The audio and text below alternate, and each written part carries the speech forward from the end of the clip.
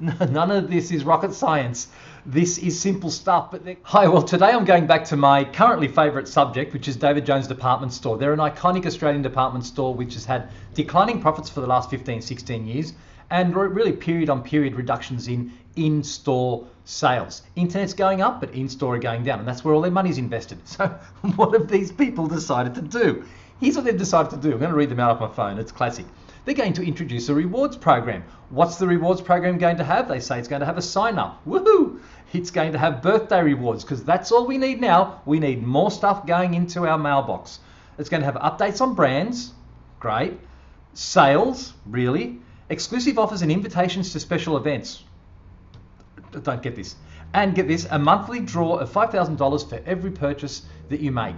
Now, that is their solution to a fundamental problem, which is how a brand in store can have an identity compared to the internet sales.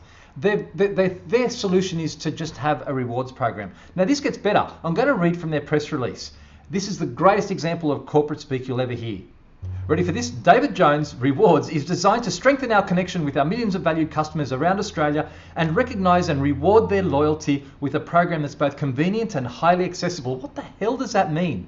What are they doing? Why is a rewards program going to recognise and reward loyalty? You aren't at that point. You're at the point where people aren't walking in the store. They're not walking in. Why are you playing around with rewards? I don't get that. It gets better.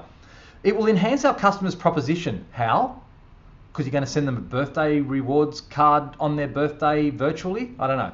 And provide the opportunity for better engagement with our customers. You want a tip on how to engage with customers? Engage with customers. Talk to them when they walk in the door, maybe within a minute rather than within 10 minutes, and have a conversation and help the customer buy something. But I'll go on. An opportunity for better engagement with our customers. And this will in turn help us to serve them better. How is this going to help you serve someone better? I don't know. Their idea is that we're going to know all the nuances of our customers. So when they walk in the door, we're going to know exactly what to provide for them. No, you're not, because I'm not going to tell you the truth, and I haven't bought anything before, and I'm not going to go buy something now. So how are you going to know anything more about me? I'll go on.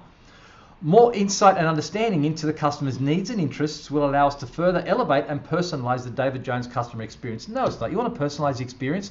Have the person serving the customer ask them what they want, maybe even ask them their name, and then have a conversation as a human being to try to help them. That's personalizing it. You don't have to say, hello, insert name, Mr. Smith, and then talk to them. You don't even need to say their name to personalize it. Personalizing is about listening to what the person's saying and then reframing it and coming up with a solution. That means you listen. That means you have the knowledge to have a solution. That's personalizing, not inserting a mail merge field. I'll go on. David Jones will provide an opportunity for better engagement with our customers, which in turn will enable us to serve our customers better. Really, it's the same old stuff coming out again and again. Oh, and they're very proud of the fact that this thing's going to go onto your phone and don't necessarily need a physical card. We don't need more crud in our phones or in our letterboxes. So, what do? David Jones and any company needs to be clear on their purpose. Are you there as a landlord for multiple brands? Or are you there as a marketplace for high-end products? You have to work out which of these you are. At the moment, they're more of a landlord trying to be full service, and it's not really working for them. This applies to anyone. You've got to be clear about why you're there and who you're serving. I think at the moment they are a high-end marketplace for their high-end customers. Now, you've got that clear. What do you then do? You disseminate it down to your staff. No great science there. Now, with your staff, you're going to train them. Before you train them, though, you've got to make sure your staffing's adequate. So do they have enough resources to get the job done? And I think that's where the wallet's got to be open, the investment's got to happen in terms of staffing the place so that people want to come in there and be served.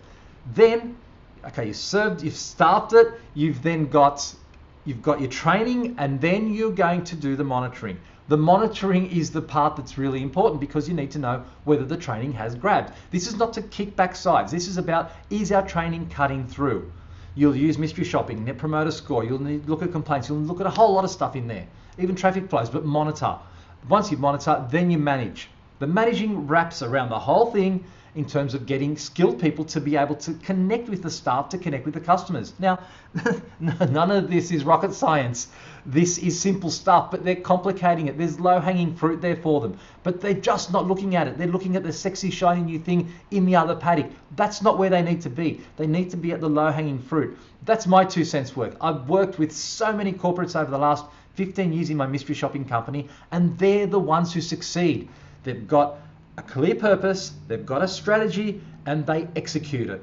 These guys have got no clear purpose, they've got a mishmash strategy, and they're not communicating and executing it down the bottom. It's a complete mess, and it's completely preventable. I'm Stephen DiPietro. Thanks for tuning in.